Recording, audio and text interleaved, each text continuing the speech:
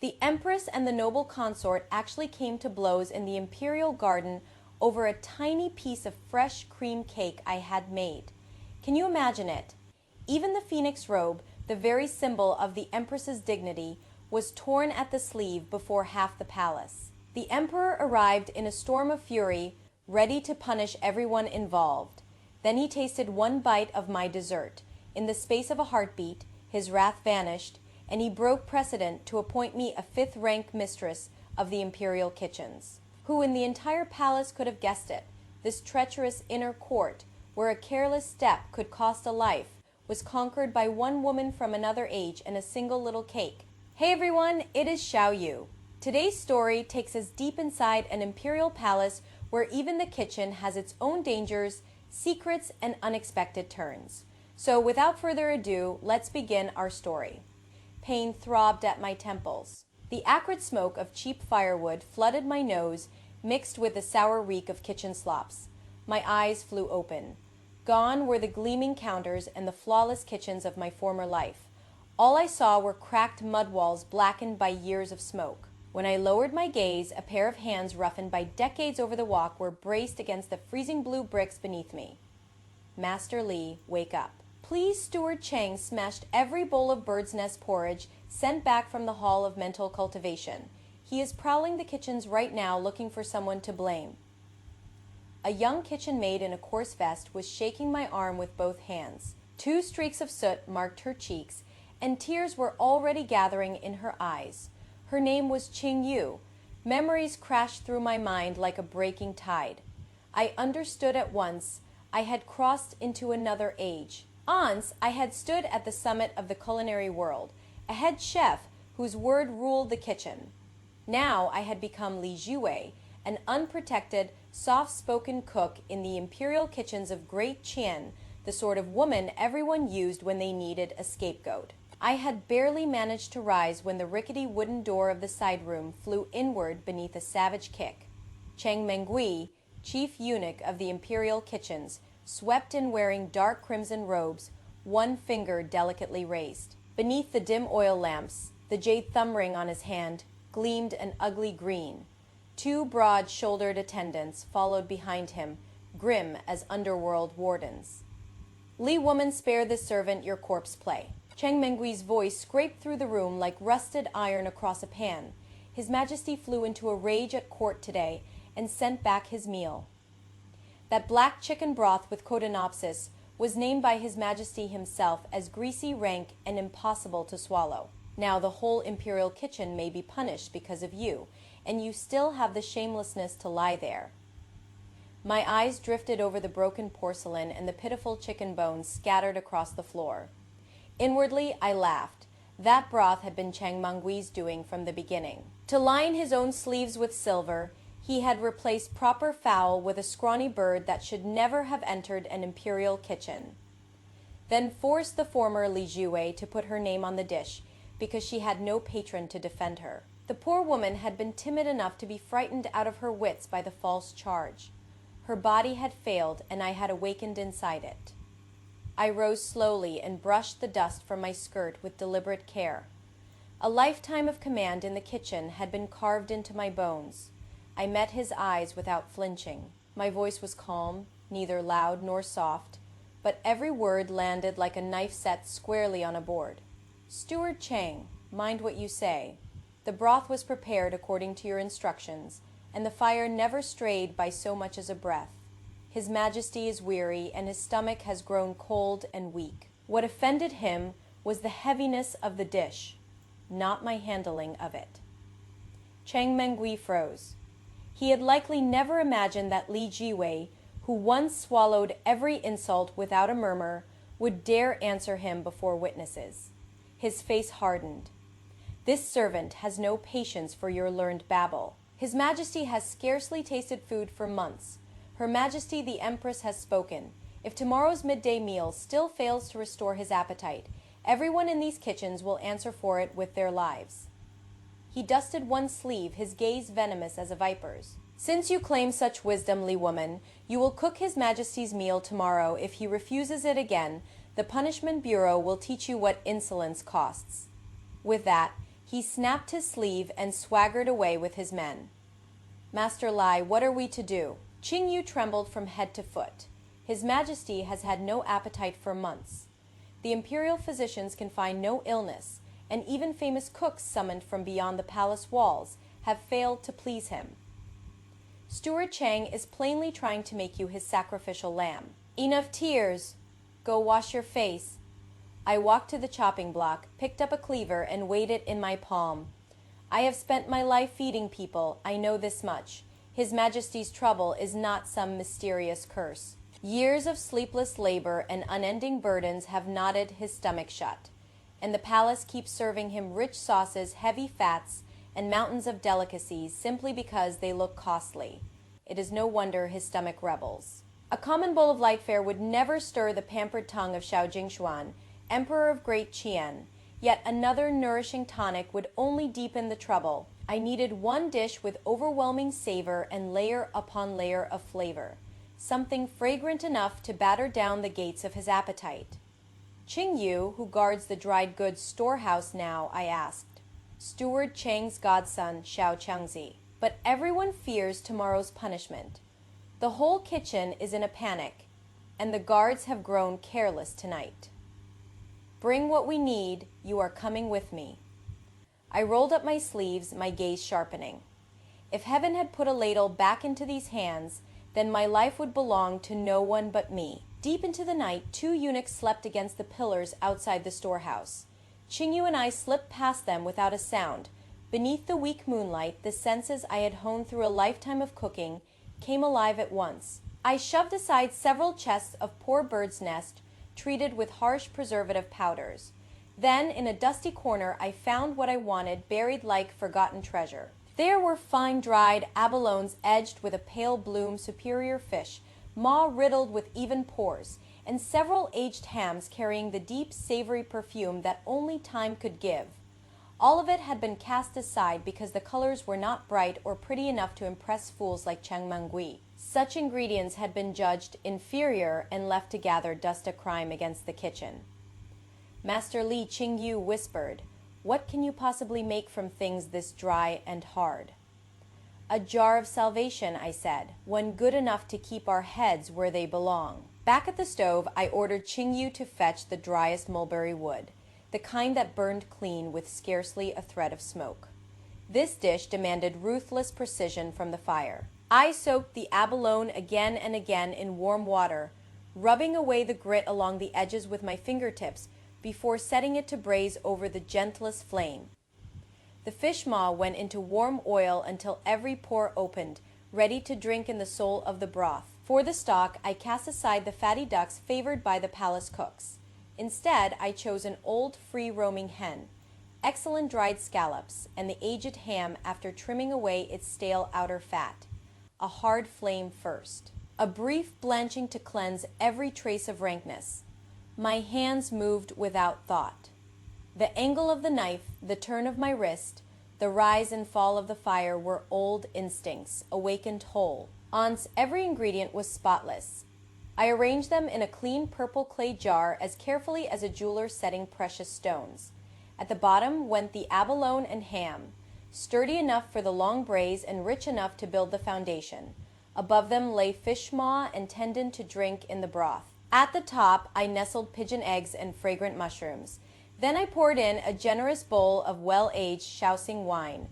Not one drop of water, fresh lotus leaves and bamboo sheaths sealed the mouth of the jar layer upon layer. I weighed them down with a scrubbed blue brick, lowered the flame, and let the mulberry wood burn slow and steady. The fire could not die, it could not leap. Not a breath of smoke could enter the jar. He sat beside the stove watching the dark red glow tremble beneath the pot. Xiao Jingshuan, son of heaven of Great Qian, tomorrow I would test your imperial tongue with a dish this dynasty had never known. Buddha jumps over the wall.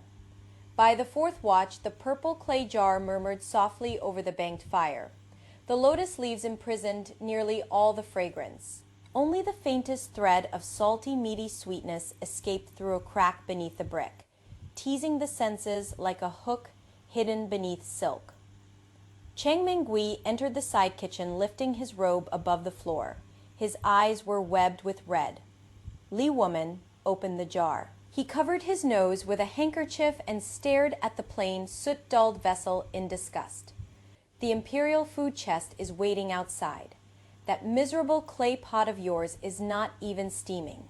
Are you planning to feed ghosts? With a cloth soaked in cold water wrapped around my hand, I moved the brick aside as steadily as a mountain and glanced at him. Steward Chang, a fine broth shows its worth within, not without. If I break the seal here, the fragrance will flee. By the time it reaches His Majesty, all that remains will be slops. His eyes rolled. This servant has no desire to trade barbs with you. Her Majesty the Empress has already gone to attend His Majesty's meal in person. If that pot fails, you will be the first one called to account. I ignored him, bound the clay jar tightly in red cloth, and placed it inside a handled food chest thickly padded with cotton. Inside the Hall of Mental Cultivation, the air hung heavy as the dust before a storm. Xiao Jingshuan, Emperor of Great Qian, leaned against the dragon throne. His features were handsome, but long hunger had washed the color from his face. His phoenix-shaped eyes rested half-closed, and the chill around him warned every soul present not to test his patience. Beside the imperial desk, more than a dozen newly delivered dishes crowded a round table of golden Nanmu wood, tender chicken breast, steamed perch, duck with bird's nest, and still more treasures. Each dish was costly. Each looked lifeless, greasy, and nauseating. Your Majesty, Empress Shen said from her seat below him, her voice gentle and composed, though worry strained the edges. This consort heard that you read memorials until deep into the night again. How can your body endure so little rest? I ordered the imperial kitchens to prepare several new dishes. Please take a few bites, if only for your health. Xiao Jingshuan opened his eyes and looked over the ornate dishes. Disgust flickered plainly in his gaze. Remove them. His voice was hoarse. He rubbed his brow in exhaustion. We have no appetite. Empress Shen's expression tightened before she could urge him again. Chang Mengui's shrill announcement came from outside the hall, carrying the food chest. I entered with lowered eyes and measured steps. Once I knelt, I opened the chest layer by layer and lifted out the utterly unremarkable purple clay jar. Xiao Jingshuan looked down at it. His brows drew together, and his anger sharpened into a cold laugh. Have the imperial kitchens grown so careless that they bring us a swine's clay pot and call it a royal meal? Chang Mengui shuddered and opened his mouth, ready to cast every fault upon me. I straightened before he could speak, neither cringing nor challenging, and answered clearly, Your Majesty, this dish is called Buddha Jumps Over the Wall. What lies within cannot be judged by the vessel. This servant begs leave to break the seal before the throne. Xiao Jingshuan stared at me in silence. In all his years upon the throne, he had probably seen few kitchen women remain so composed beneath the weight of imperial displeasure. At last, the hard line of his mouth eased by a fraction. Granted. I drew one breath, stepped forward, tore loose the red cord, seized the layers of lotus leaf and bamboo sheath, and pulled them away in one clean motion. If fragrance could take form, a tempest would have swept through the hall. This was nothing like the thick, cloying smell of common stewed meat. It was deep, commanding, and impossibly rich. The aged shousing wine bound the flavors together, the savory ham, the old hen, the sweet sea essence of scallops and abalone. They rose as one, mellowed by time and fire, then burst into the air. The aroma flooded every corner of the hall of mental cultivation. Chang Mengui, who had been ready to scold, nearly stared his eyes from their sockets. His throat worked helplessly as he swallowed. Even Empress Shen leaned forward before she seemed to realize what she was doing. And Xiao Jingshuan, who had tasted little pleasure in food for months, went utterly still the instant the fragrance reached him. That fierce savor was a blade wrapped in velvet. It pierced straight through the long-closed gates of his hunger, and his empty stomach clenched with a sensation he had nearly forgotten. Hunger sharp, sudden, undeniable hunger. Serve it. His voice had changed. The hoarseness remained, but beneath it ran a rare thread of urgency.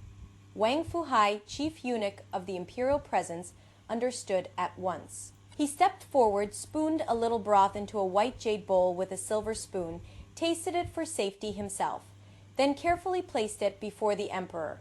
The broth was a deep amber, rich enough to cling to the porcelain, yet not a single bead of grease floated on its mirror-clear surface. Xiao Jingshuan lifted the jade bowl and took one sip.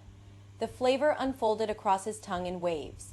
First came the savory depth of aged ham, then the bright essence of the sea, then the forest fragrance of mushrooms and dried delicacies. Yet nothing was heavy. The mellow sweetness of the wine warmed the whole, flowing through him like heat, returning to frozen limbs. Excellent. For the first time, Xiao Jingshuan struck the table in open praise. The little spoon was too slow for him. He lifted the bowl and drained the remaining broth in one draught. Then his gaze fixed directly on the purple clay jar Wang Fuhai. Needed no further command with ivory chopsticks. He lifted out a piece of abalone braised until tender and placed it in the imperial bowl. Xiao Jingshuan bit into it. The edge still held the faintest pleasant resistance, but the center had drunken the stock until it was soft, springy, and bursting with juice.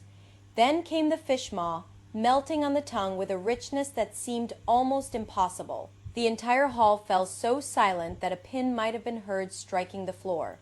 Only the Emperor of Great Qian continued eating, entirely unconcerned with imperial dignity for once. Empress Shen sat nearby, staring as the contents of the jar vanished. The imperial physicians had been helpless for months, yet a single bowl of soup had coaxed his appetite back to life. Xiao Jingshuan set down the jade bowl and released a long breath. Color had returned faintly to his pale face. The weariness around his eyes eased, and for the first time he looked genuinely refreshed. He raised his head, his deep phoenix eyes settled fully on me for the first time. You made this. The authority in his voice had not lessened, but admiration now stood beside it. Yes, Your Majesty, this servant did. Buddha jumps over the wall. His fingers tapped lightly against the imperial desk. An interesting name. Palace recipes favor caution and balance, yet you dared to braise this entirely in wine. Do you know what offense you would have committed had the slightest error harmed our person? I bowed my head to the floor again, my voice steady.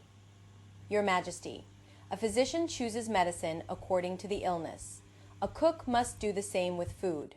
Your Majesty bears the affairs of the realm from dawn until night. Weariness has closed the stomach and weakened its fire. More gentle tonics would only burden what is already strained. This servant used the warmth of aged wine to draw out the finest essence of sea and mountain, so that the fragrance itself might force open the appetite. If it restores Your Majesty's health, this servant would count any punishment a small price. Flattery could pass through doors no key could open. Flattery wrapped in genuine skill was sharper still. The corner of Xiao Jingshuan's mouth lifted. Clearly the words pleased him. Then his expression hardened, and his gaze cut toward Chang Mengui, who had long since gone gray with fear. Chang Mengui, we seem to remember that only yesterday you submitted a report to the imperial household claiming Li's work was incompetent and her broth greasy and unfit to eat.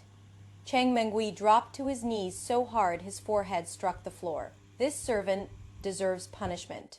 This servant was blind and foolish and failed to understand Master Li's intentions. Enough. Xiao Jingshuan flicked a hand in disgust. The steward of our kitchens is incompetent, lines his own purse, and has allowed our meals to become stale and lifeless year after year. Wang Fuhai, convey our command, strip Chang Mengui of his post and send him to labor in the service court. The emperor paused. His gaze returned to me. Great Qian has never appointed a woman to rule the imperial kitchens, but an emperor rewards merit and punishes failure. Li Jue, we appoint you fifth-rank mistress of the imperial kitchens, with authority over all affairs within them. From this day forward, we expect such care upon our table every day. This servant bows in gratitude for Your Majesty's grace. I will not fail the trust placed in me. I accepted the waist plaque bearing the imperial seal.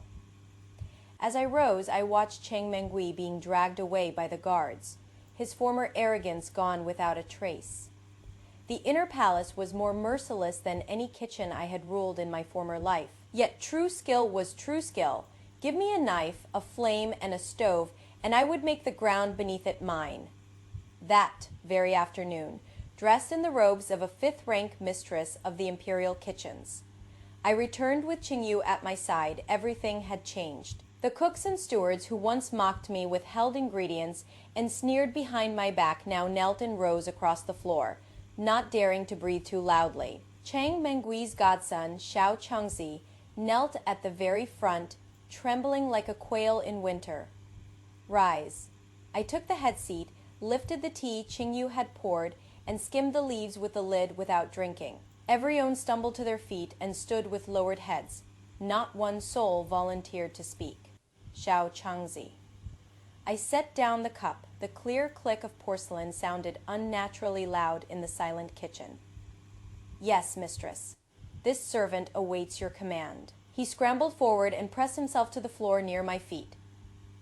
Bring me the storehouse ledgers and every purchase account for the palace allotments from the last 3 months. I looked at him coldly. I keep my cooking clean and I keep my kitchens cleaner. I care nothing for how much silver changed hands before today. But so long as Li Jiwei holds this seal, anyone who dares pass rotten goods to the imperial table may look to Chang Mengui and learn his fate. Mercy, mistress. Those spoiled nests and inferior herbs were all forced upon this servant by my godfather. No, by Chang Mengui. Qingyu, take men and seal the storehouse. Check every line against the books. Any false account goes directly to the imperial household for judgment. Once the clerks had been sent scrambling, I rose and looked over the line of senior imperial cooks. They feared my rank, certainly, but I could still see pride in their faces, the stiff pride of men who believe themselves masters of their craft. No doubt they thought I had merely stumbled upon one strange recipe that happened to suit the emperor's stomach. Very well, I would show them what mastery looked like.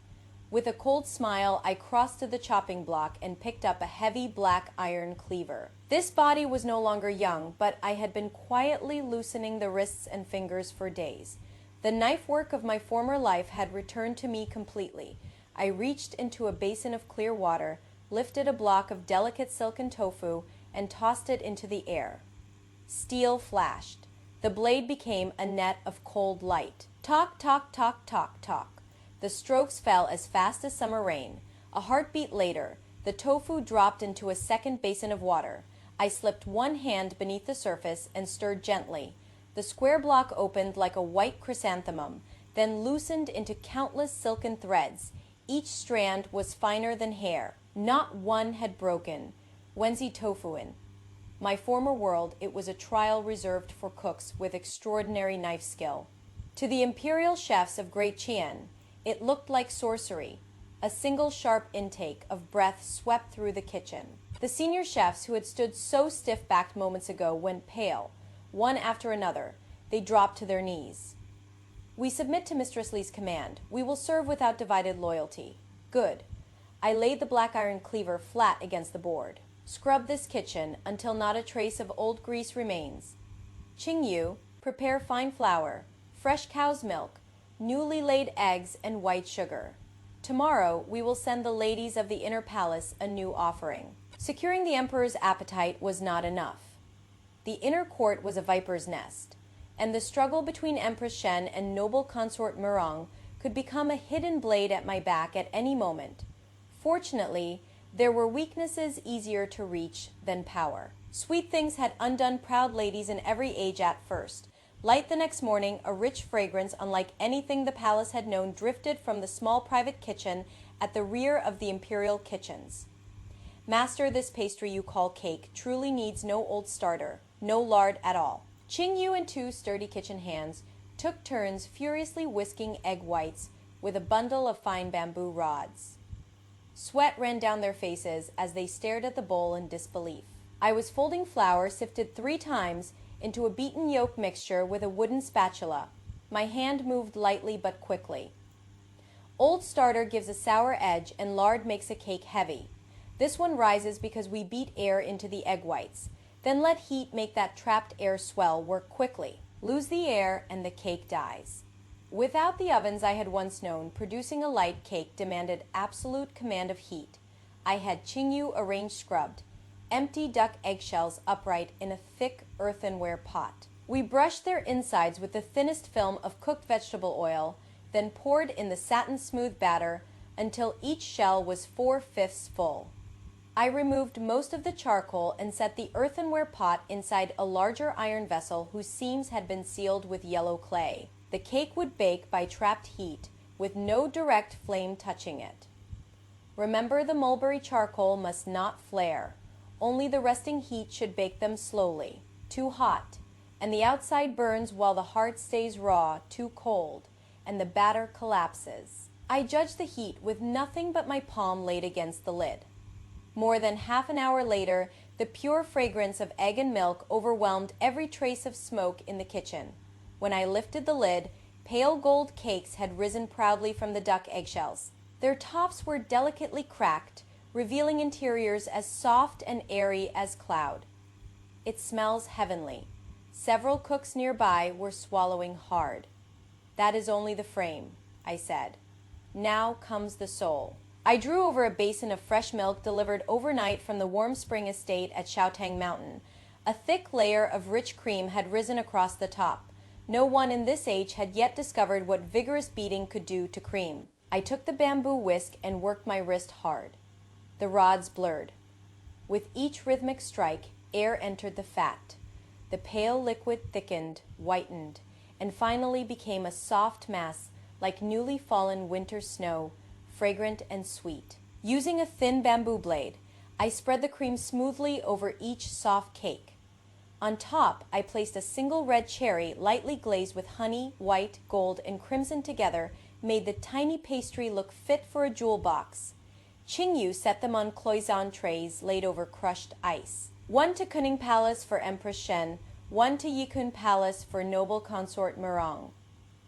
I untied my apron and washed my hands, a small smile touching my lips. Tell them the imperial kitchens have created a new sweet called snow milk cloud cake, and beg their graces to taste something novel. Half an hour later, inside Yikun Palace, noble consort Murong reclined upon her couch, fox bright eyes half narrowed in indolent suspicion. Her palate was notoriously exacting. She despised the palace's usual pastries heavy with oil and syrup, and complained that such things ruined the figure. This is what that newly promoted Li woman sent. She studied the delicate little cake on its white jade plate and idly tapped one long cloisonne nail guard against the rim. It looks like nothing more than a trinket made to beg for praise. Your Grace at least taste it, her personal maid urged. Even His Majesty has praised Mistress Li's cooking without end. Noble consort Murong pressed her lips together. In the end, the rich scent of cream creeping beneath her nose proved stronger than her pride. She cut off one small corner and placed it in her mouth. The proud daughter of a military clan froze where she sat. There was none of the dry heaviness of ordinary cakes. The white snow milk melted the instant it touched her tongue, flooding her mouth with pure, velvety richness. Beneath it, the cake was softer than the finest steamed sponge by tenfold. Each bite seemed to dissolve into a faintly sweet cloud. Honey, tart cherry, rich milk, and warm egg fragrance met in perfect layers, and her notoriously difficult palate surrendered at once. What heavenly thing is this? Noble consort Murong forgot every rule of elegance. Spoonful followed spoonful, and within moments the little cake had vanished. She touched the cream at the corner of her lips with the tip of her tongue, eyes shining with a brightness her maids had never seen before. At same moment in Kunming Palace, the usually composed Empress Shen was staring at an empty white jade plate with an expression bordering on disbelief. Your Majesty Mistress Li's craft is extraordinary, her senior attendant murmured. This servant made inquiries. The sweet is terribly difficult to prepare. That snowy cream alone must be beaten by hand more than 1,000 strokes. The imperial kitchens can make only 2 portions each day. Empress Shen drew back her gaze and rolled one prayer bead slowly between her fingers. A quiet certainty entered her eyes. Send word to Li. This empress is very pleased with the snow milk cloud cake. From now on, it shall be part of our afternoon refreshment every day. There must be no shortage. What neither woman knew was that I had altered the 2 cakes ever so slightly. The empresses had a deeper cream fragrance. The noble consorts carried more honey. Within the walls of the inner palace, the most dangerous thing was not a treasure too poor to desire. It was a treasure too exquisite to share. Once those two jewels of the harem had tasted a sweet unlike anything in their world, the fragile peace they had maintained for years was bound to crack beneath the strain of a delicacy available only in tiny measure. 3 days later, late in the afternoon, at the agarwood pavilion in the imperial garden, gauze curtains drifted from all four sides, and basins of ice cooled the air. Empress Shen and noble consort Mirong sat opposite one another. Two exquisite cloison trays rested upon the table between them. The white jade plates that should have held snow milk cloud cake were empty.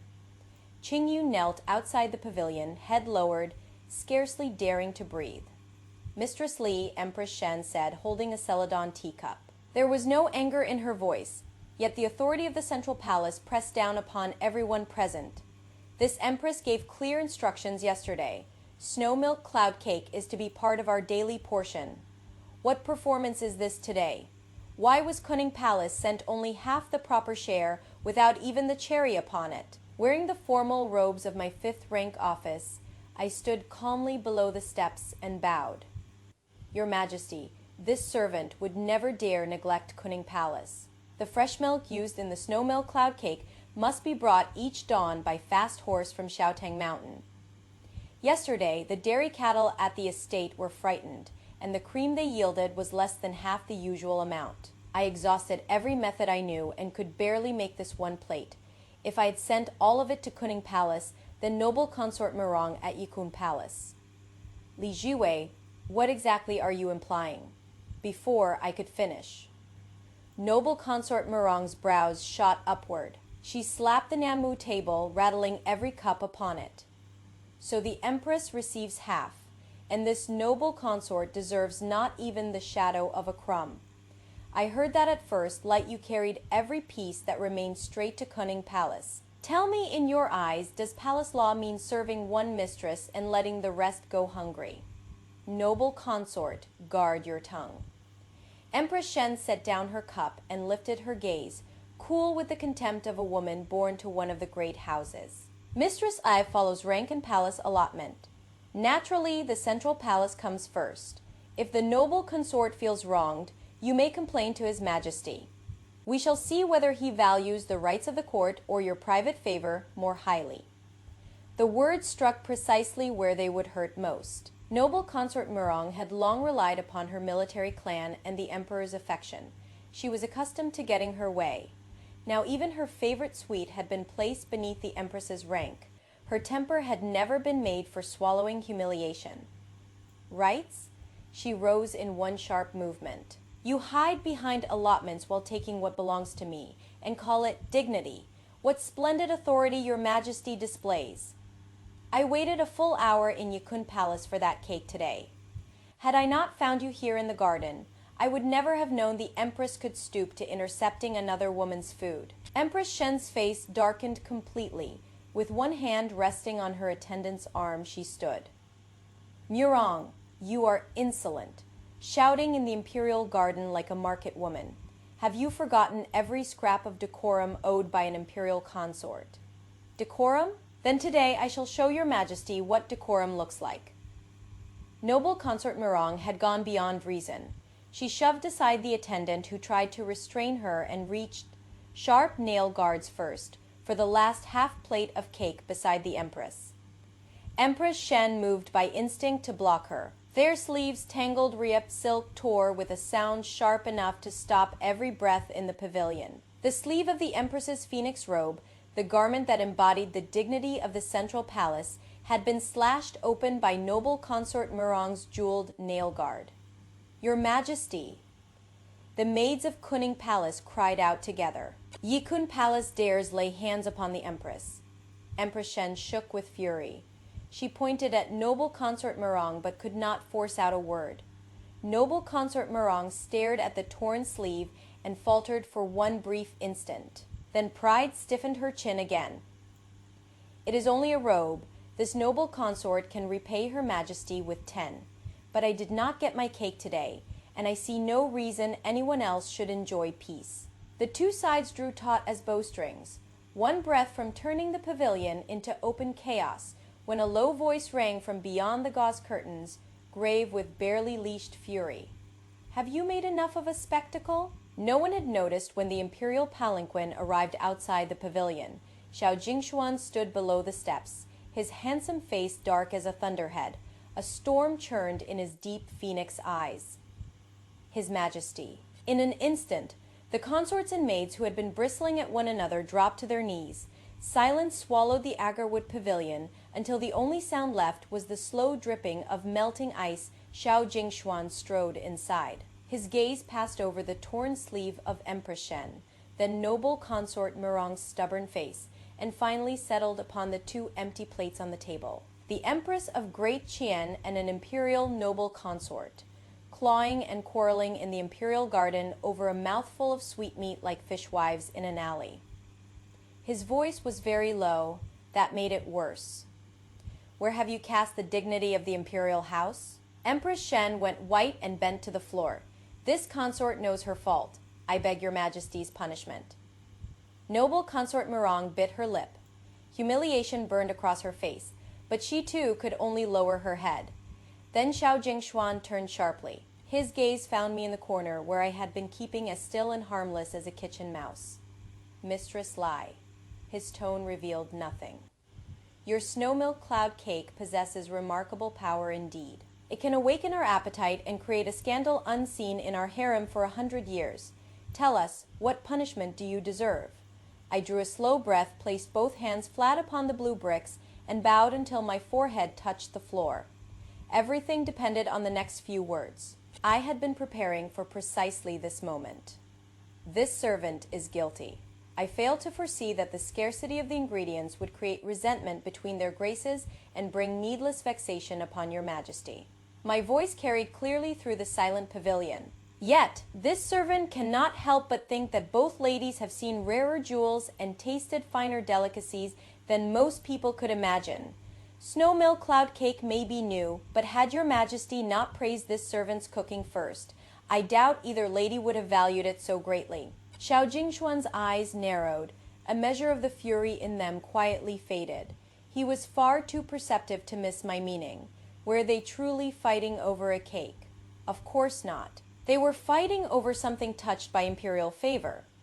Over the sweetness of knowing that the emperor had noticed, praised, and desired what they too possessed. With one answer, I had restored the dignity of the throne and fed the emperor's pride at the same time. A ridiculous quarrel over dessert had become proof that the women of his inner palace cared desperately about sharing in his favor. "A clever tongue," Xiao Jingshuan said with a cold huff, though the tension in his jaw had eased. "But rules remain rules. Your food nearly caused disorder in the imperial garden. If we do not punish you, how are we to command obedience?" A gleam of satisfaction passed through noble consort Mirong's eyes. I remained calm. Straightening slightly, I kept my gaze respectfully below the hem of the dragon robe and made my final move. "Your Majesty sees clearly. A cook's first duty is to tend the stomach and health of those she serves. The snow milk cloud cake is scarce because the imperial kitchens must not only supply every palace, but place your Majesty's health above all else." I paused, allowing sincerity to deepen my voice. "Last night, this servant studied old dietary texts and began preparing a green wheat and snow pear tonic for your Majesty's lingering cold weakness. It requires more than half my attendance to tend the fire without leaving it for even a moment. If I devote all our strength to producing larger quantities of sweets for the inner palace, I fear I may neglect the care of your Majesty's body. If your Majesty believes I have mistaken the lesser duty for the greater one, this servant will accept punishment without complaint." Green wheat and snow pear tonic. One of Xiao Jingshuan's brows rose. His stomach had indeed felt far better since the Buddha jumps over the wall several days earlier. Now he heard that I had willingly risked displeasing the most powerful women of the harem because I was too busy devising a new medicinal dish for him. The last of his irritation vanished. To an emperor, no quarrel in the women's quarters mattered more than his own health and the realm resting upon it. "Your Majesty," Empress Shen began, trying to recover the ground she had lost. "Enough." Xiao Jingshuan raised one hand and silenced her. His cold gaze swept over the kneeling women. The Empress forgot herself before the throne. Her stipend is reduced for 3 months, and she will remain in Kuning Palace for 3 days in reflection. The noble consort behaved without restraint. She will copy the lessons for women 100 times as warning. The 2 highest ladies of the inner palace went pale. Neither dared protest. As for Li Jiwei, Xiao Jingshuan looked at me, his expression deep and unreadable, yet there was unmistakable approval there. The approval a sovereign gave to a servant who had proved unexpectedly useful. She has committed no fault. Her first thought was for her sovereign. The imperial kitchens are crowded with too many eyes and bound by too many stale rules. They hinder her more than they aid her.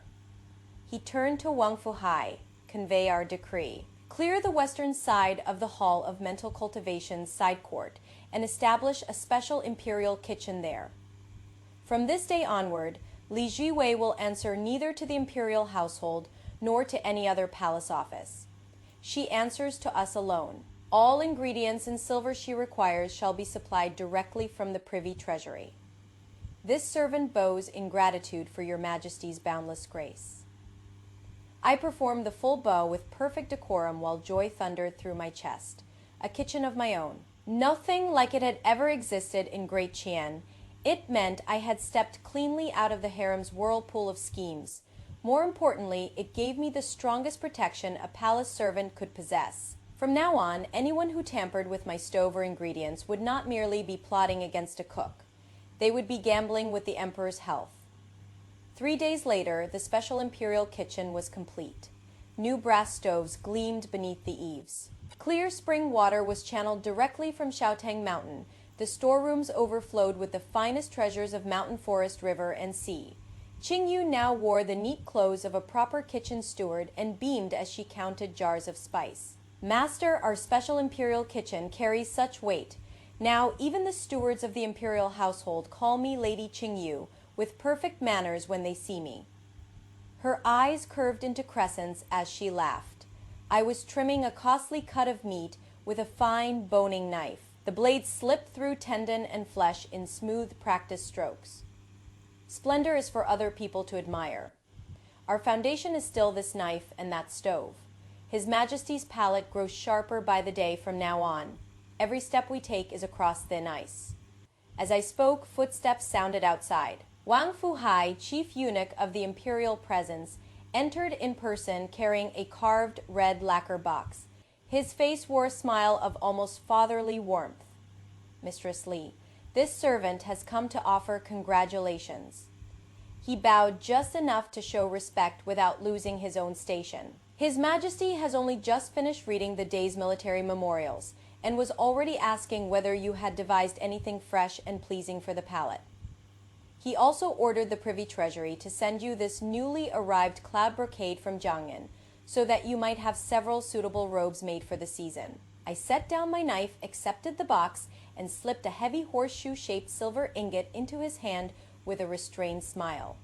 Steward Wang has troubled himself to come personally. Please tell His Majesty that my steamed shad with aged Huadiao wine and chilled smoked plum drink have just reached their finest moment. I will carry them to the Hall of Mental Cultivation myself. Wang Fuhai tucked the silver into his sleeve with the ease of long practice, and his smile grew even kinder. Excellent. His Majesty has been waiting for precisely such a bite. From now on, within these palace walls, this servant hopes Mistress Lai will also remember an old friend. After seeing him out, I turned toward the window and looked across the vast sweep of palace roofs. Not long ago, I had been a lowly kitchen woman chosen to bear another man's blame. No, I was a 5th-rank female officer, mistress of my own imperial kitchen, and a single dish from my hands could darken or brighten the sun of heaven's mood. In the deep waters of Great Qian's inner palace, I had carved out a road for myself with nothing but a cook's hands, a keen blade, and the craft I had carried from another age.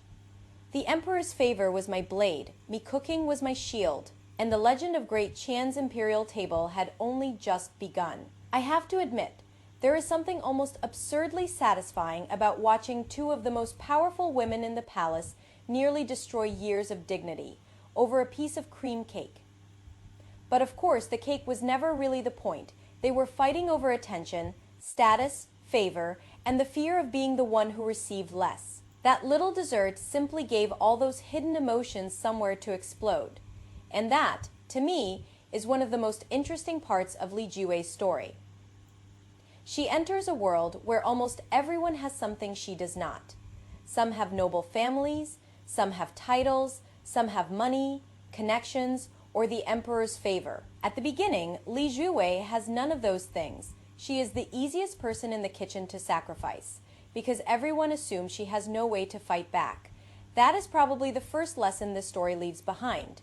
When people believe you have no value, they often feel strangely comfortable treating you as disposable. Li Jiwei does not survive by shouting louder than everyone else. She does not suddenly become cruel just because the world around her is cruel. She survives because she knows exactly what she can do, and more importantly, she knows what she refuses to become. She watches, she thinks, she waits for the right moment, and when that moment comes, she lets her ability speak for her. There is something deeply comforting about that, because most of us will never wake up inside an imperial kitchen. We will probably never have to save our lives with a clay pot of Buddha jumps over the wall either. But many people know what it feels like to be underestimated, to do the work while someone else takes the credit, to stay quiet because speaking up feels dangerous, to be treated as convenient, replaceable, or easy to blame. The tempting fantasy is that one day someone powerful will suddenly notice us and make everything fair, but I do not think that is what Li Jiwei's story is really saying. The emperor's favor helps her. Yes, her new rank protects her. Her private kitchen gives her freedom. But none of those things created her value. They only revealed what was already there long before she received a title. She had the knife skills. Long before anyone bowed to her, she understood fire, ingredients, timing, people, and risk. Long before she was protected, she had already built the one thing no corrupt steward could steal from her: competence. And I think that matters. Power borrowed from someone else can disappear overnight. Favor can cool. Titles can change hands. People who praise you today may forget you tomorrow, but something you have truly mastered becomes part of you. That is why my favorite line at the end is not about imperial favor at all. It is the reminder that her foundation is still the knife in the stove. That is her real shield. So if you are going through a season where people do not see your value yet, perhaps do not waste all your strength trying to convince them build something they cannot easily dismiss. A skill, a mind of your own, the courage to say no, the ability to leave when a place keeps asking you to shrink. And when your moment finally comes, you may discover that you never needed everyone to believe in you. You only needed enough strength to stop handing your future to people who never deserved to hold it. Now, tell me this. If you were Li Jiwei, would you have played the palace game as carefully as she did? Or would Chang Mengui have been emotionally destroyed before breakfast?